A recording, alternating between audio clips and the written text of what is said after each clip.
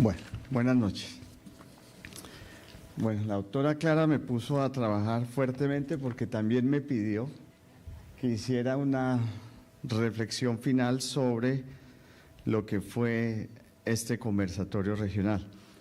Pero antes, todos los que estamos acá sabemos los enormes esfuerzos que implica realizar un evento como esto. Son múltiples las tareas, el tiempo para que esto salga muy bien, y muchas veces todas esas tareas administrativas que están detrás son invisibles.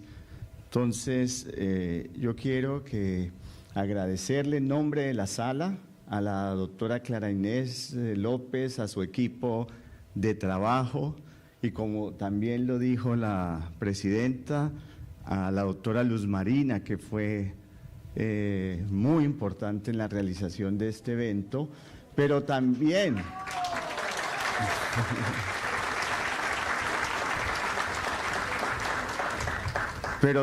a todos los jueces y magistrados del Distrito Superior de Santa Marta, porque todos sabemos que sin el concurso y el apoyo de ellos no sería posible este evento. Entonces, un fuerte aplauso para todos.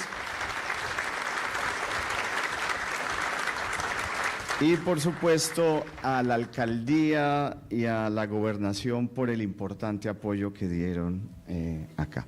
Podemos poner, yo voy a hacer simplemente una reflexión, espero hacerlo breve también por el tiempo, yo sé que estamos cansados, pero un punto importante que guía este análisis es como un aspecto transversal, todos los desafíos que para la justicia especializada del trabajo implica las transformaciones sociales y económicas que están impulsando a su vez cambios en las instituciones laborales y de seguridad social. Yo creo que eso es todo lo que condensa esta programación. En diversas formas vimos, y lo que queda claro es que para la justicia laboral y de la seguridad social hay enormes retos para resolver las controversias ante estas realidades que se nos presentan. Y yo creo que todas las conferencias se pueden agrupar en tres grandes temas. El primero, podemos pasar la diapositiva, sería un sinnúmero de conferencias, 4 o 5 que alcanzamos a ver, sobre la protección y garantía de los derechos humanos laborales en el contexto colombiano. Una primera conferencia que vimos sobre las diferencias que podemos encontrar en la aplicación y solución de controversias similares en la jurisdicción ordinaria laboral y en la jurisdicción contenciosa administrativa. Y eso evidencia el gran reto que tenemos que hacer entre el Consejo de Estado y la sala laboral para poder mantener un diálogo hacia una justicia dialógica, porque en síntesis tomamos decisiones en el mismo ámbito, pero algunas pueden ser contrarias. De ahí la importancia que dijo el doctor Portocarrero de hacer esos encuentros entre ambas jurisdicciones para simplemente mantener un diálogo y, ¿por qué no?, en el plazo mediano podamos de pronto encontrar un punto que nos permita encontrar o tomar decisiones similares, o al menos unas aplicaciones que resuelvan de similar manera esos asuntos. Y yo creo que aquí resalto 4 puntos que pudieron pasar desapercibidos, pero que el doctor Portocarrero los dijo claramente. Él lo refirió y lo pasó, el tema para la jurisdicción ordinaria, que la sentencia de ellos es constitutiva de derechos. Eso lo dijo Oriente, pero eso es. La sentencia que nosotros tomamos en contrato de realidad es declarativa. Y eso tiene enormes consecuencias en varios temas, en materia de prescripción, en materia de aportes a la seguridad, social. Entonces, ahí hay grandes desafíos y buscar y cuál de ellas puede ser incluso más garantista que la otra. Y un punto que lo dijo muy brevemente, pero esto es es la competencia frente a los trabajadores oficiales. Y también ello deriva de una sentencia de la Corte Constitucional que en una decisión había dicho que era el Consejo de Estado, pero nuestro código, y que va a entrar en vigencia, reafirma que la competencia en el tema de trabajadores oficiales es de la jurisdicción laboral. Bueno, entonces ese es un primer tema que pareció importante. Y estos dos que están siguientes relacionados hay un gran reto para los jueces frente a la forma como se presentan hoy en forma contemporánea las relaciones laborales. Pero el reto es poder identificar esos contextos en los que esas relaciones laborales se enmarcan. Al final, los principios y la forma como se resuelven sigue siendo los mismos, pero sin entender esos contextos pueden presentarse complejidades o angustias. Y eso lo que implica es que al final el derecho laboral tiene un principio protector, y ese principio protector tiene que cumplirse independientemente de la forma como se ejecute la relación laboral. Y lo que estamos viendo, y lo vimos con las ponencias que estaban muy enfocadas en el trabajo digital, que cada vez hay formas más sofisticadas que tienden a encubrir la relación laboral. Pero al final es encontrar un único hilo conductor. Si esa relación de trabajo es dirigida, tenemos un gran elemento para pensar en la subordinación. Y acá se ha hecho referencia, lo hicieron en varias conferencias, a la importancia que cobra la recomendación 198 de la OIT, donde nos dan varios indicios, igual para tratar de dar respuesta a esas relaciones sofisticadas que se presentan en distintos ámbitos. Y yo resaltaría una cosa que dijo la doctora María Luz, que lo que tiende hoy en día es que hay una transformación del concepto de trabajador y de subordinación. Y lo dijo así: con independencia de la clasificación del empleo, hay necesidad de reconfigurar los ámbitos de protección. Esto implica que el sujeto hoy en día es un sujeto ampliado, no tiene que ser un trabajador netamente subordinado. Eso me pareció de la gran importancia, seguir avanzando en ese tema. Y un panel que estuvo muy importante sobre yo creo que este panel sobre los fueros en materia laboral puso de relevancia dos temas que me parecen de la gran importancia para seguir reflexionando sobre ellos. Uno, cómo podemos seguir avanzando para que los precedentes de la jurisdicción laboral sean aplicados en el sentido que lo va definiendo la jurisprudencia. Y eso tiene que ver mucho con la eficacia del derecho. Y eso me pareció de gran importancia porque al final lo que nos mostraba la inspectora, y que lo dijeron también los panelistas, es un problema de eficacia del derecho y desconocimiento de los precedentes. Y incluso de los precedentes y la integración de distintos órganos de cierre, y se puso sobre el conflicto que en ocasiones puede presentarse entre precedentes de la jurisdicción constitucional y los precedentes de la sala de la jurisdicción ordinaria. Pero es un reto también, y lo diría también en términos de justicia dialógica, y eso también implica un diálogo entre la jurisdicción constitucional y la jurisdicción ordinaria para encontrar puntos de encuentro, porque al final el camino es el mismo: dar ámbitos de protección ante circunstancias complejas que se presenten. Yo creo que un cierre para todo este tema de conferencias que se dieron estuvo muy centrada en el rol del juez constitucional se utilizó la frase del constitucionalismo transformador para materializar los derechos ante el déficit de protección de la regulación en ambos aspectos. Entonces, es un camino común, pero esas diferencias están influyendo y quedó marcado en ese panel en la eficacia del derecho, y eso es un gran reto. Pasamos la diapositiva, por favor, para el segundo grupo de conferencias. Este fue un tema, yo creo que de vital importancia, y aquí se resaltó, siempre hay espacio para mirar los temas de seguridad social. Pero yo creo que lo que resume todo el grupo de conferencias, el hilo conductor fue las tensiones derivadas en la regulación de la seguridad social y particular en el RAIS. Y esto es importante por dos aspectos que quisiera resaltar.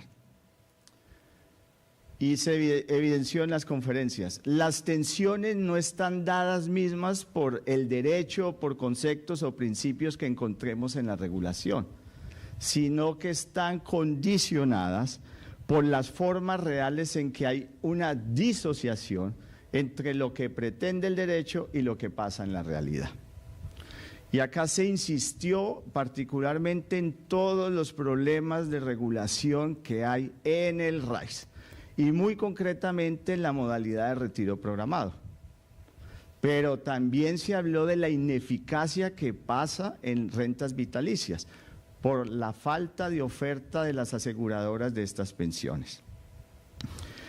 Y alguien dijo, ¿y por qué es tan litigioso este tema en el RAIS? Pues precisamente por esas tensiones, porque el RAIS, y eso no lo fue, nadie lo pensó así, pero en la práctica lo vemos en los expedientes o las controversias que llegan a la Corte, que hay muchos déficits de protección en el RAIS, por diferentes razones. Aquí se habló de la descapitalización de las cuentas de ahorro individual por 4 factores principales, pero eso funciona porque el RAIS es así, extralongevidad, factores del mercado, incrementos de IPC o cambio en el grupo familiar. Pero así funciona el RAIS, pero es una realidad. Y ahí hay grandes tensiones y por supuesto los ciudadanos esperan es que haya una respuesta institucional. Cuando yo tengo problemas con mi cuenta de ahorro individual y tengo factores que hacen que se pierda el capital o que no pueda acceder a una pensión o que accediendo a ella luego se vaya disminuyendo, pues la gente espera que haya una respuesta. Y ese es un gran reto para los jueces, porque hay que armonizar, digamos, un conjunto de elementos para poder dar respuesta. Y me pasaría a un elemento que puse en el tercer punto, es que la complejidad de los problemas en el RAIS implica para los jueces un reto, y es que en sus decisiones ya no están basadas exclusivamente en aspectos jurídicos. Hay que considerar una cantidad de complejidad financiera, económica, y eso lo que hace es complejizar más los asuntos o controversias que allí se presentan. Pero al final tenemos una seguridad social que es un derecho que hay que resolver en un marco de un Estado social de derecho, y como lo decía el doctor Polo, así se presente déficit de protección, hay que dar una respuesta constitucional en clave de derechos constitucionales, derechos fundamentales y principios internacionales de lo que la gente espera de seguridad social. Y si me lo permiten, yo quiero hacer 2 cosas que me parecieron importantes ahí, que no se dijo. Este tema se habló muy abiertamente en ese panel, pero esto no se dijo y yo creo que es importante decirlo. Las decisiones de la sala laboral en 2 aspectos. Aplicación de la SU 107 del 2024 de manera respetuosa, y ustedes creo que conocen las decisiones, la sala laboral se aparta de los efectos de esa decisión. Y no es porque esté en contra de la decisión, porque al final lo hemos dicho y yo creo que ustedes lo han mirado en las decisiones, en la SU se dice lo que es nuestro precedente, pero hubo un problema ¿Cómo lo entendemos en la confusión de los efectos de dos subreglas diferentes en esa sentencia? El efecto que ha asignado la jurisprudencia a la ineficacia de afiliados con el efecto al tema de resolver las controversias de pensionados. Y entonces, ya no me voy a alargar a ello, pero yo creo que decir es que la sala laboral, y ya conocen las decisiones, no aplicamos la SU, y acá no se dijo, pero creo que es importante reiterarlo. Y lo segundo, en los procesos que se aplican por la regulación de ese artículo 73 a través del decreto 1225, la sala laboral ha dicho, ha tenido la oportunidad de decir que es fundamental analizar las pretensiones, porque esas terminaciones del proceso no dependen así tan planamente que se termine, porque por ejemplo en los procesos de ineficacia, las pretensiones, que digamos si viene con el conjunto de lo que normalmente se pida, la terminación del proceso no resuelve todos esos puntos y hemos tenido la oportunidad a través de acciones de tutela de pronunciar y no reconociendo no aplicando esas terminaciones porque las pretensiones de la demanda no se solucionan con la solicitud que pudiera presentar una de las partes. Esa era una claridad que también quería hacer. Bueno, y hay una conferencia hay un panel que fue muy importante, incluso se tuvieron un buen tiempo para hablar de ello, es la necesidad de seguir pensando en prácticas jurídicas que permitan repensar los alcances normativos para que realmente podamos dar una protección a las personas. Y aquí es el punto muy concreto de cómo resarcimos el daño en los casos de ineficacia de pensionados en los que ya esa ineficacia no se puede decretar porque no podemos devolver las cosas. La necesidad de diálogo, y creo que lo vieron en las conferencias, la importancia de integrar saberes de distintas disciplinas o áreas como el derecho civil y el derecho laboral para finalmente resolver una controversia que necesita una respuesta institucional, porque en esos casos, si bien no se puede dar ineficacia, es ¿qué respuesta le damos al afiliado que por un incumplimiento de un deber de información le generaron un daño que se materializa al momento en que se le reconoció su pensión y que no pudo haberse dado cuenta de eso? O sea, ese panel lo que dejó es la necesidad de seguir avanzando en esas discusiones, en esas áreas, para poder en conjunto dar respuesta. Y lo que digo es que el tema es demasiado complejo, pero no podemos dejar a las personas sin respuesta. Y lo último es, en este punto, ya lo había adelantado, el gran reto que tiene para los jueces en estos temas tan complejos de mirar no solo tomar decisiones basadas en reglas de derecho, sino considerar aspectos sociales y económicos. Bueno, la última diapositiva, por favor. Y otro grupo de conferencias estuvieron enfocadas a los retos que en realidad implica la aplicación de la reforma al Código Procesal de Trabajo y, por supuesto, estos temas se van a seguir trabajando en la sala laboral. Se ha pensado que tenemos que seguir abordando, luego habrá en materia probatoria, el proceso monitorio, seguirlo aplazando, pero hoy quisimos enfocarnos en dos temas. Y yo creo que el reto es, lo vieron en la conferencia sobre las competencias, sobre el reparto nacional, la conciliación extrajudicial, que al final son reglas que están permitiendo fortalecer el acceso a la justicia por parte de los usuarios. Ese puede ser un importante hilo conductor.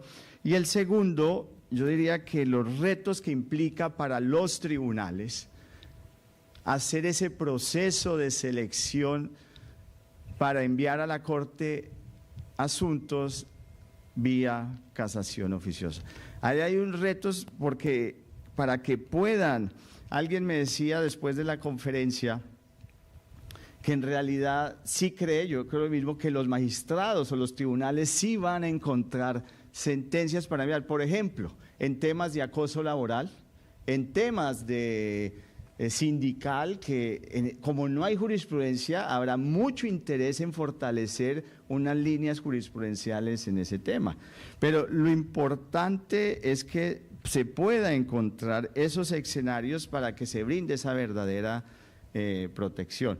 Y yo diría que ese sería el resumen en ese grupo de conferencias, doctora Clara Inés. La programación académica estuvo excelente.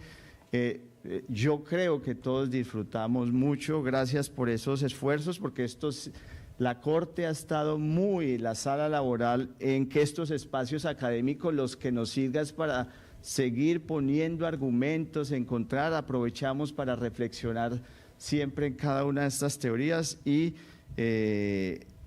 a los conferencistas, a las distintas personas que participaron en este desarrollo académico, muchas gracias por el esfuerzo que hicieron para preparar y dedicarle tiempo a cada una de sus conferencias. Muchas gracias.